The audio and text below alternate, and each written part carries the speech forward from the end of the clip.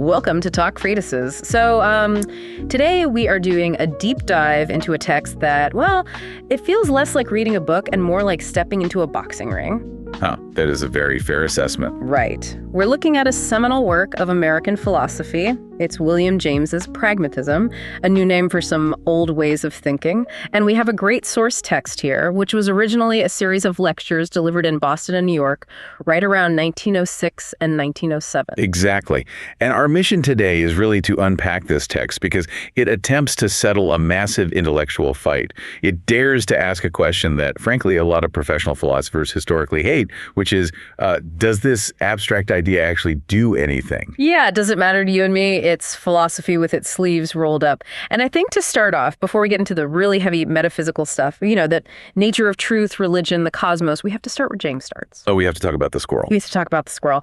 I love this anecdote so much. It's so trivial, but it perfectly sets the stage for his entire argument.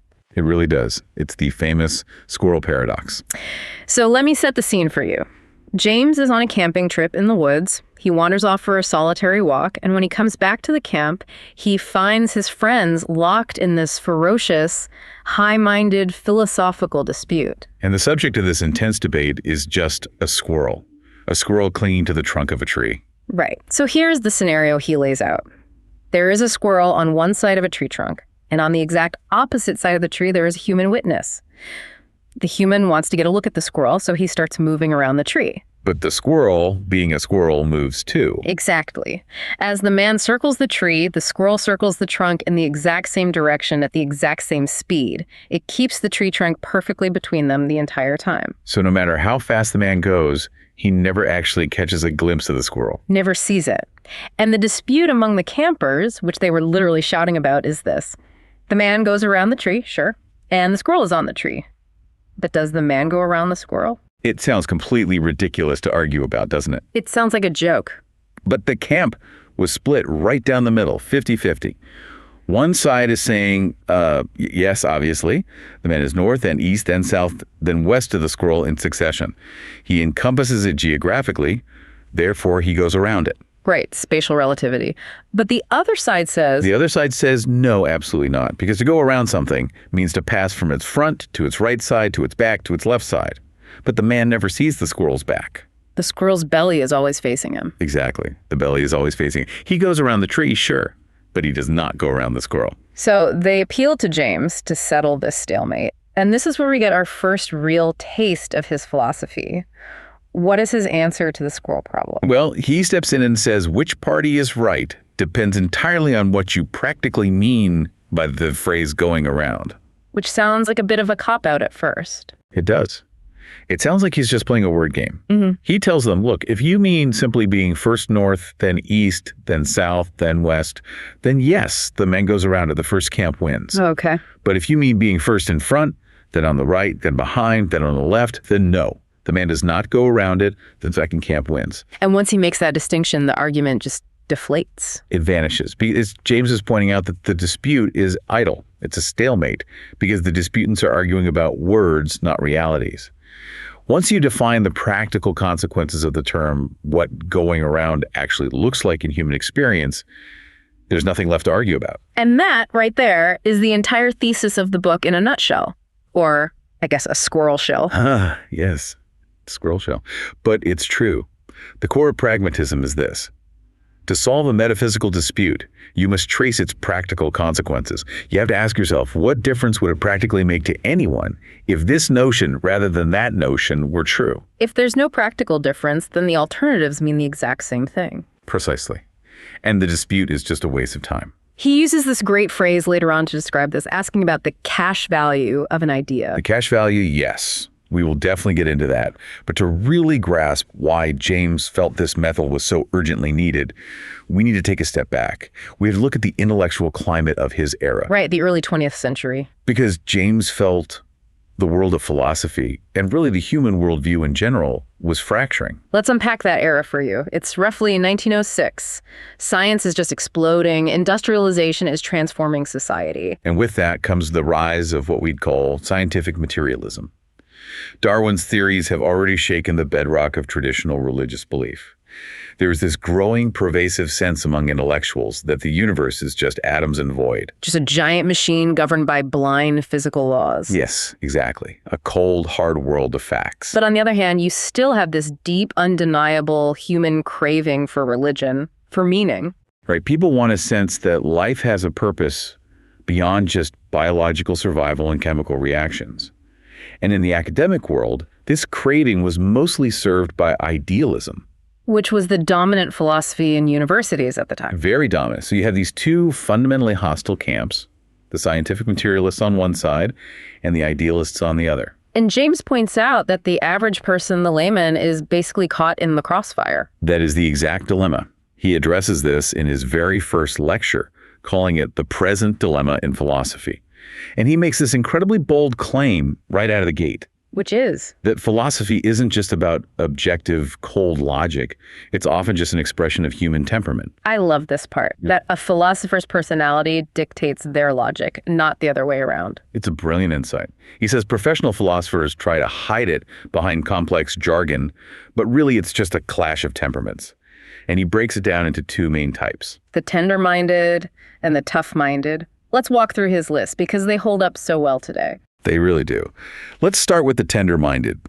James says these are your rationalists. They go by abstract principles. They are intellectualistic, idealistic. Optimistic, religious. They believe in free will. They're monistic, meaning they think the universe is all one big, unified thing. And, as James dryly notes, they can be quite dogmatical. He calls them the Bostonian tourists, doesn't he? Yes. Refined, highly educated, but maybe a little detached from the actual grit and grime of reality. Okay, so then on the exact opposite end of the spectrum, you have the tough-minded. The Rocky Mountain Toughs. Right, and these are your empiricists. They go by facts, not principles. They are sensationalistic, materialistic, they tend to be pessimistic, and irreligious. Fatalistic, meaning they don't believe in free will, just cause and effect. They are pluralistic, seeing the world as a bunch of disconnected parts rather than one unified whole, and they are deeply skeptical.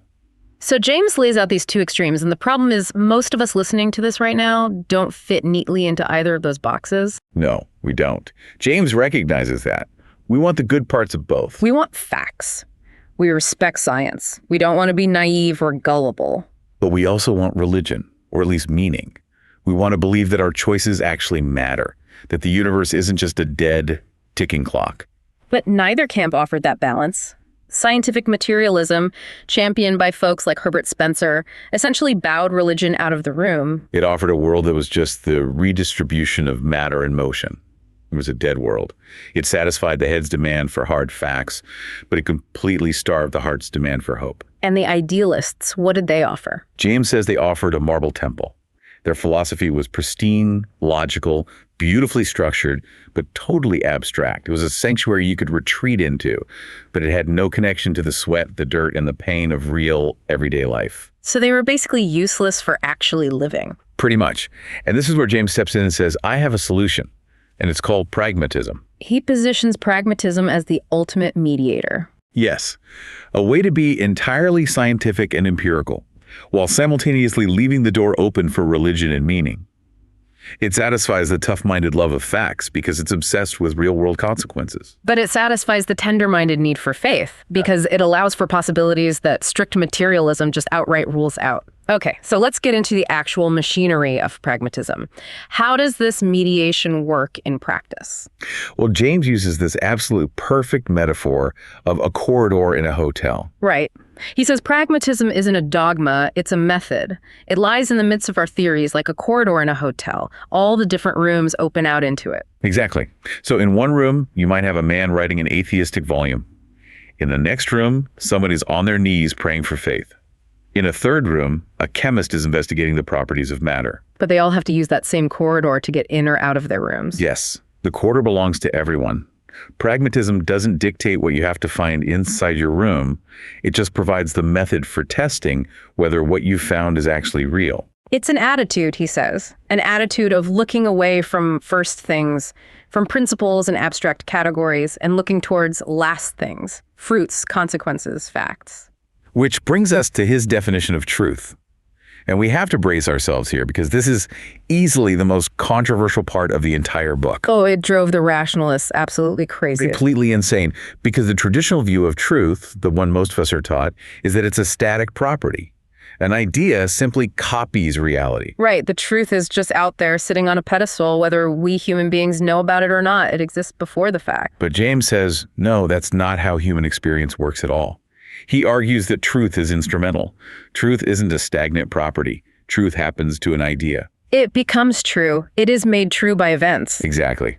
And this is where he introduces that famous phrase you mentioned earlier, cash value. What is the cash value of a belief? Meaning, what specific experience can we verify if we hold this belief to be true? He says true ideas are those that we can assimilate, validate, corroborate, and verify in our actual lives. If an idea leads us prosperously from one part of our experience to another, if it links things satisfactorily, if it simplifies our labor, then that idea is true for just so much. It has cash value. He uses this wonderful, everyday example of a clock on the wall. Let's talk about the clock, because this really clarifies it for me. So you look at a clock on a wall, you believe it has works inside of it. Gears, springs, maybe a pendulum or a battery. But you don't actually see them. Right. I don't take the clock off the wall and unscrew the back every single time I need to check the time. Of course not. You just assume it has those inner workings. And that assumption passes for truth. Why? Because it works for you. You use the clock to tell you when to leave for work or when to catch your train. The verification of that truth is that you aren't late for your train. So my belief about the clock is validated by my successful interaction with the world. Yes. James calls this our credit system of truth. We live almost entirely on credit. We pass thoughts and beliefs around like banknotes. As long as they aren't refused by reality, as long as they lead to the expected useful result, they are accepted as true. But if the clock stops ticking, or if it says noon and it's pitch black outside, I miss my train, the credit collapses. Exactly. The banknote bounces.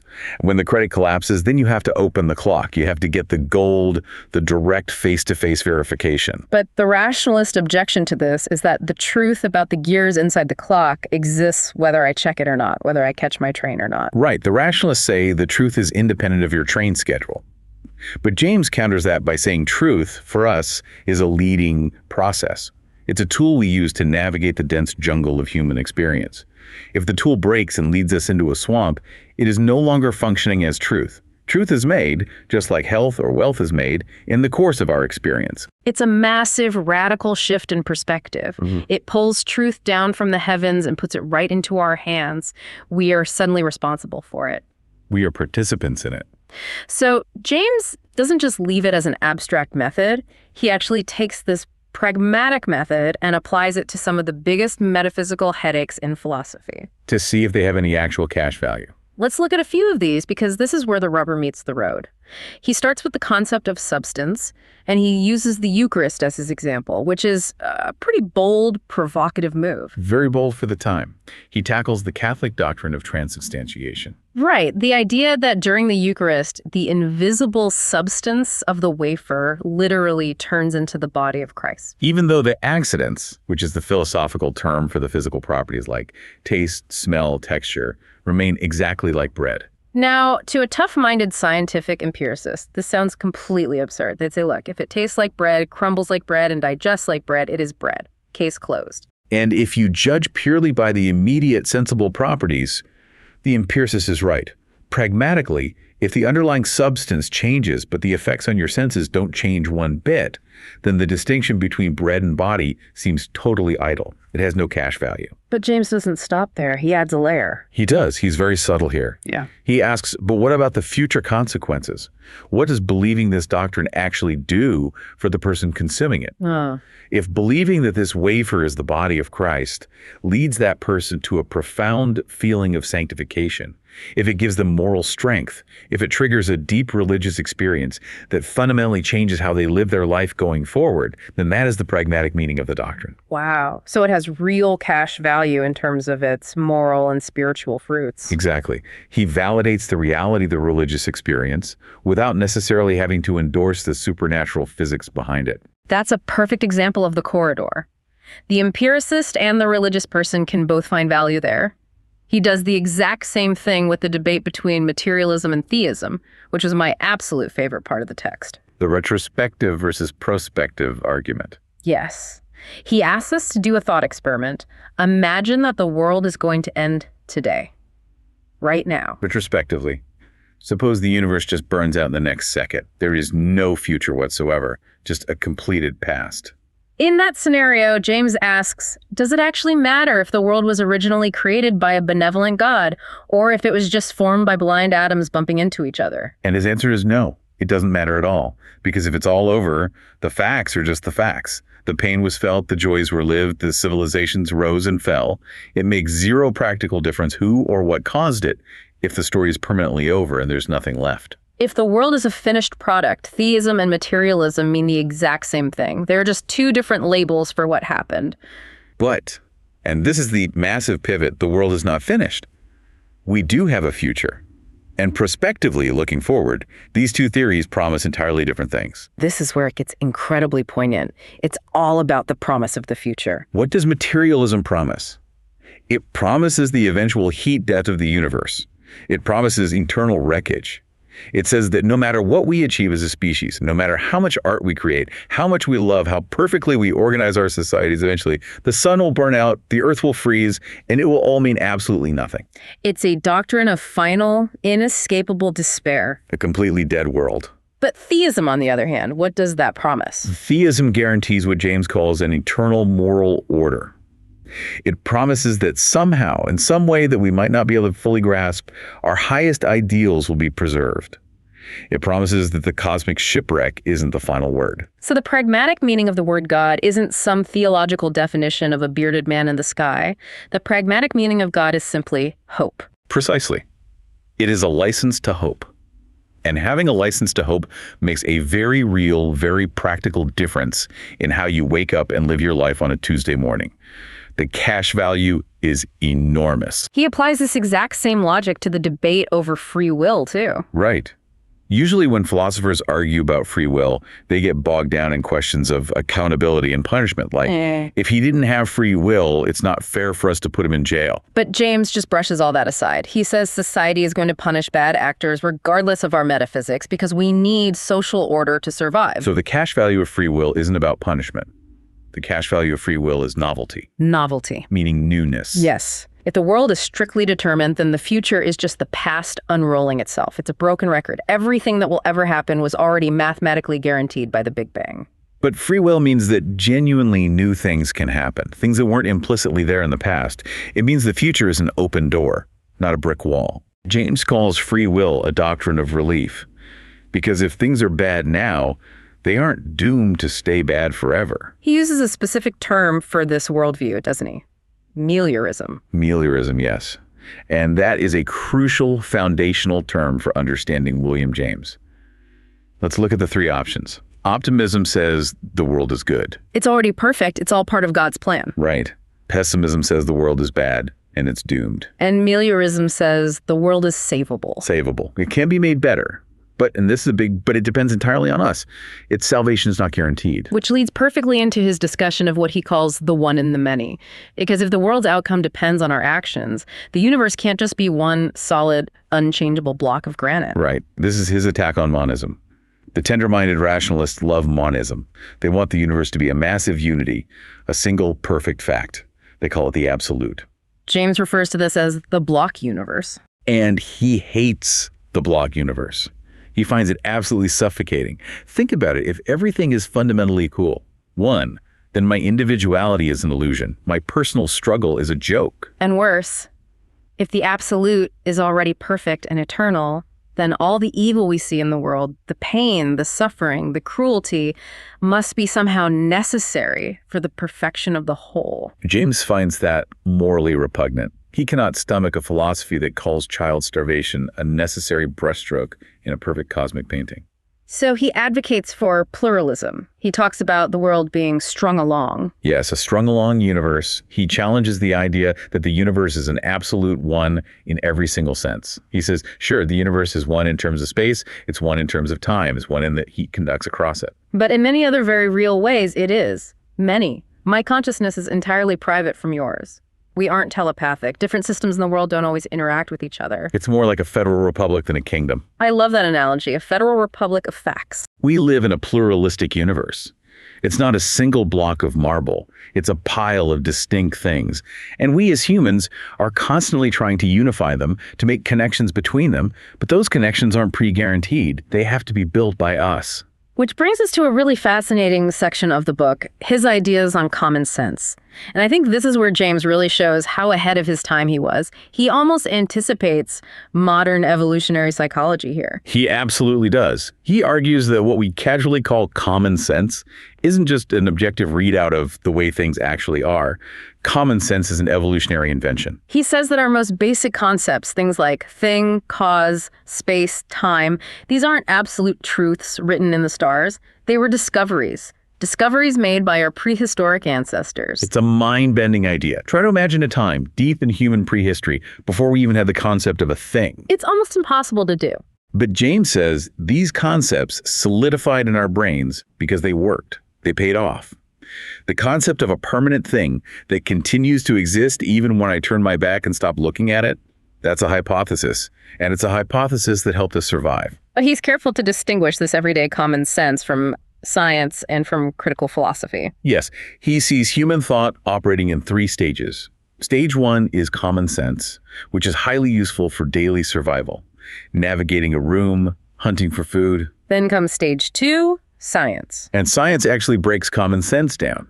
Science tells us that the solid wooden table you're leaning on isn't actually solid at all. It's mostly empty space, atoms, and electrons. Yeah. Now, that's a new level of utility, which is great for building technology. And then the third stage is critical philosophy, which comes along and tells us that even those atoms and electrons are just mental constructs based on our sensory inputs. So if you're James's audience, you're asking, well, which one is actually true? And his answer is the ultimate pragmatist trap. They are all true. Depending entirely on what you were trying to do.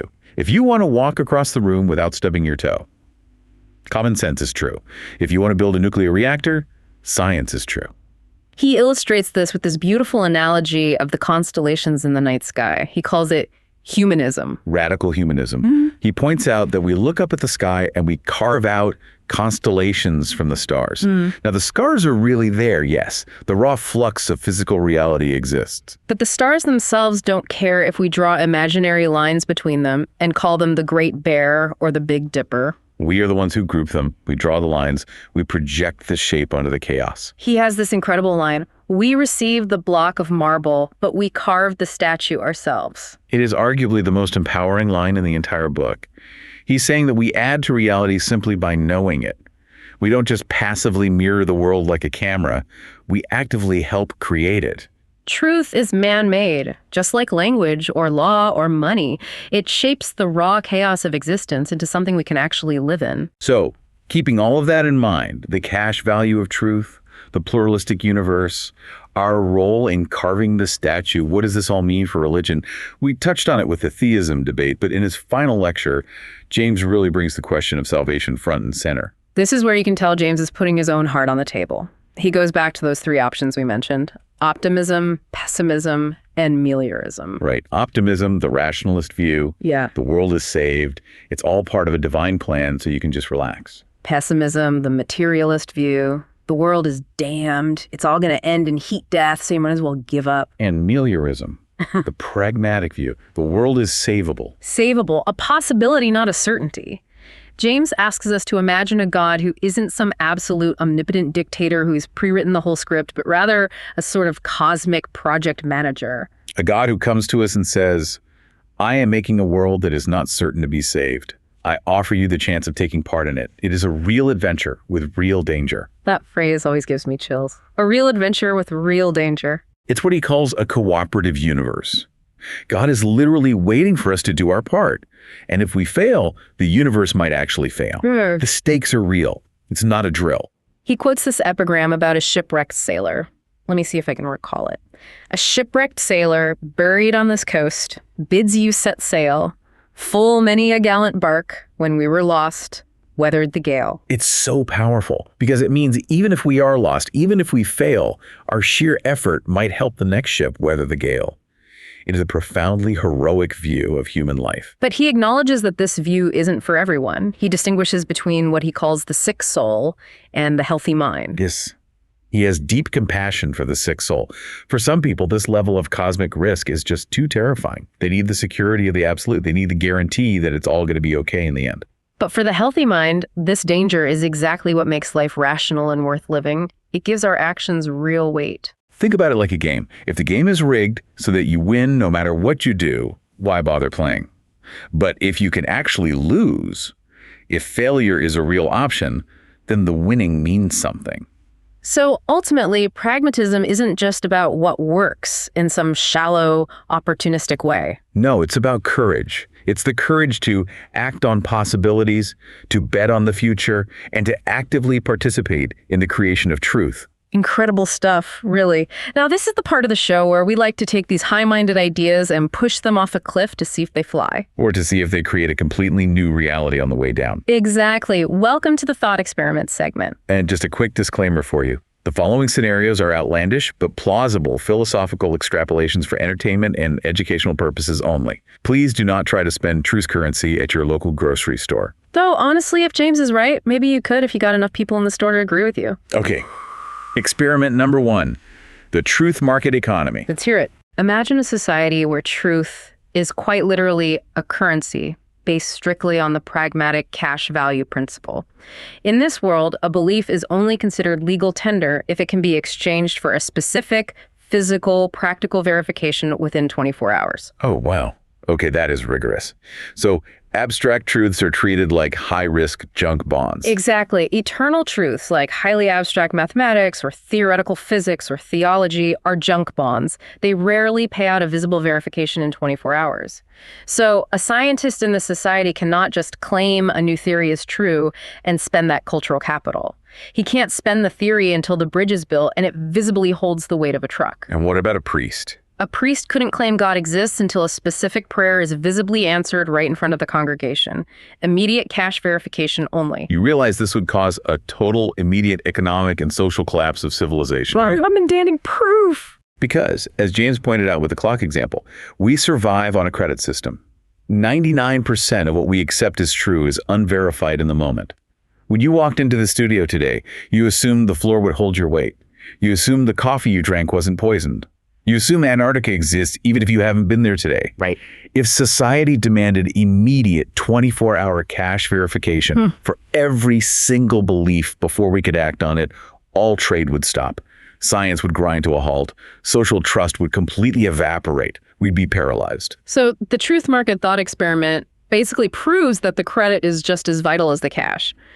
We desperately need those unverified truths to function. It proves James's point that truth is a leading process. If you stop the leading to demand payment at every single step, you never actually get anywhere. Okay, that makes sense. Experiment number 2, the constellation reality. This is radical humanism taken to its absolute extreme. Let's carve some statues. We're applying the constellation analogy to literal physical matter. Imagine a group of humans isolated on an alien planet, and the raw flux of sensory data on this planet is highly unstable. A raw block of marble. Right. Now, one faction of humans decides to carve out a reality based entirely on acoustic resonance. For them, they organize their sensory input so that everything is music, pitch, and vibration. That is their common sense. Yeah. But another faction splits off and carves out a reality based entirely on rigid geometry.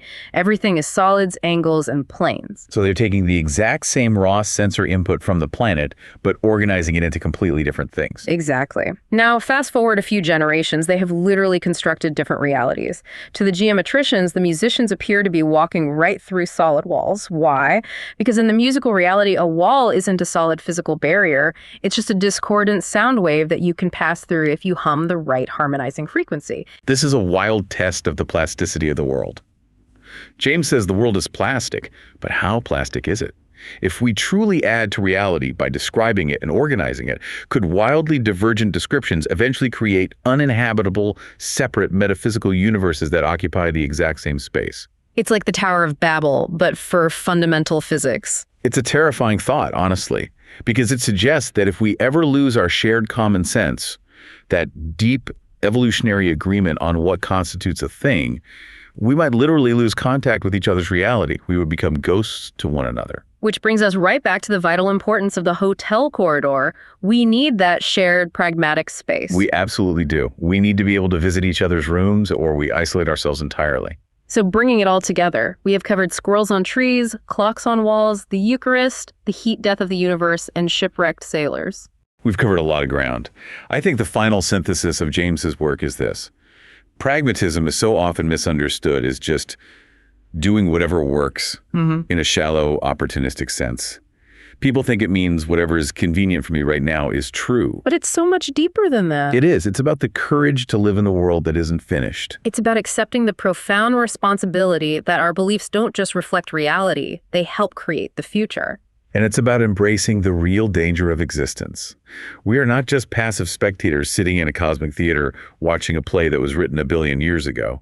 We are actors on the stage. We are co-writers. The script is being written right now by us through our actions and our verified beliefs. And that leads to our final provocative thought for you, the listener, to mull over. If the world is only savable and not already saved, and if God or the universe or simply future generations are waiting for us to do our part, what truth are you stubbornly holding on to today that is actually preventing the work from getting done? Are you sitting around waiting for an absolute certainty that will never come when you should be acting on a possibility? Something to chew on while you circle your next tree. Thank you for joining us on this deep dive into the practical and the profound. This has been Talk Treatises. Goodbye.